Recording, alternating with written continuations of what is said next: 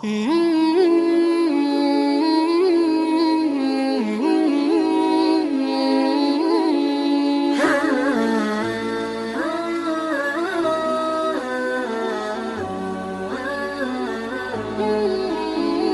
لگی ہوئی تھی تو حضرت عمر اور حضرت علی اور چند صحابہ بیٹھے ہوئے تھے. تو حضرت عمر نے حضرت علی سے پوچھا کہ ابو الحسن، اللہ کے نبی علیہ الصلوۃ والسلام کے زمانے میں آپ کی مجلس میں کبھی ہم رہتے تھے، کبھی آپ رہتے تھے، آپ کے موجودگی میں ہم غیر حاضر ہوتے، ہمارے غیر حاضری میں آپ موجود رہتے تھے، لیکن میرے ذہن میں 3 سوالات ایسے رہ گئے، ہائے کاش میں اسے ان 3 سوالوں کا جواب مجھے مل جاتا. مجھے امید ہے آپ سے کہ ان سوالات کا جواب آپ دیں گے. تو حضرت علی نے کہا فرمائیے کیا سوالات ہیں؟ تو آپ نے کہا سب سے پہلا سوال یہ ہے کہ میں دیکھتے رہتا ہوں کہ انسان مختلف مزاج ہے اور مختلف خصلتیں والے ہیں. ایک انسان دوسرے انسان سے محبت ہوتی ہے لیکن اس میں کوئی خوبی نہیں ہوتی، کبھی ملاقات نہیں ہوتی، لیکن سن کر ہی ان کی اچھی عادتیں اور ان کے اچھے اخلاق کی وجہ سے اسے محبت ہو جاتی ہے، اسے ایک ملاپ رہتا ہے. لیکن بعض لوگ ایسے ہوتے ہیں ان کے اندر نہ کوئی برائی ہوتی ہے لیکن پھر بھی ان سے ایک دوری ہوتی ہے، کبھی ملاقات نہیں کرے ہوتے، کبھی ایک دوسرے سے ملے نہیں ہوتے لیکن پھر بھی ان سے دوری ہوتی ہے. اس کی کیا وجہ ہے؟ تو حضرت علی رضی اللہ تعالیٰ عنہ نے کہا کہ ہاں، آپ صلی اللہ علیہ وسلم نے فرمایا اس کی وجہ یہ ہے کہ آپ اللہ تعالیٰ جب عالم ارواح کے اندر پورے ارواح کو ایک جگہ جمع فرمایا ہے تو ایک روح دوسرے روح سے جب ملاقات کی ہے، بعض ارواح سے ملاقات کی ہے اور ایک دوسرے سے ملاقات کی ہے تو وہ دنیا میں بھی ایک دوسرے سے ملتے ہیں اور ایک دوسرے سے محبت کرتے ہیں اور ایک دوسرے سے دوستی کرتے ہیں.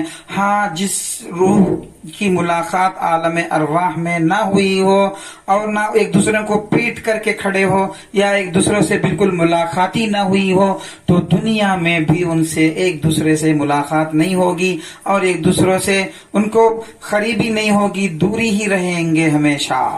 تو پھر عمر نے کہا کہ الحمدللہ. تو پھر کہا کہ دوسرا سوال یہ ہے کہ میں جب دیکھتا ہوں کہ جب کوئی آدمی حدیث بیان کرتا ہے چند دن کے بعد پھر وہ حدیث بھول جاتا ہے، اس کی کیا وجہ ہے؟ تو حضرت علی نے کہا اے عمر بن خطاب، آپ دیکھتے ہوں گے کہ آسمان پر بادل ہے اور آسمان میں چاند بھی ہے جو چمکتا ہوا ہوتا ہے. چاند چمک رہا ہوتا ہے لیکن جب اس کے اوپر بادل آ جاتے ہیں تو وہ چاند، چمکنے والا چاند بادل کے گھنے سائے کے اندر چلے جاتا ہے اور اس کی چمکاہٹ ختم ہو جاتی ہے، نظر نہیں آتا ہے. اسی طرح جیسے آسمان کے بادل ہوتے ہیں دل کے بھی بادل ہوتے ہیں. وہ بادل انسان جب حدیث بیان کرتا ہے تو پھر اس کے بعد اس کے دل پہ بادل آ جاتے ہیں تو وہ حدیث کو بھول جاتا ہے. جب وہ بادل پھر ہٹ جاتے ہیں تو پھر کو اس کو حدیث یاد آ جاتی ہے. تو حضرت عمر رضی اللہ تعالیٰ عنہ نے کہا کہ شکر ہے الحمدللہ. تیسرا سوال کہا کہ تیسرا ایک سوال ہے میرا کہ جب بندہ یا بندی جب سو جاتے ہیں تو اس کو خواب آتے ہیں، کبھی اس کے خواب سچے ہوتے ہیں، کبھی اس کے خواب جھوٹے ہوتے ہیں. یہ کیا ہے؟ یہ کیوں ہے اس طرح سے؟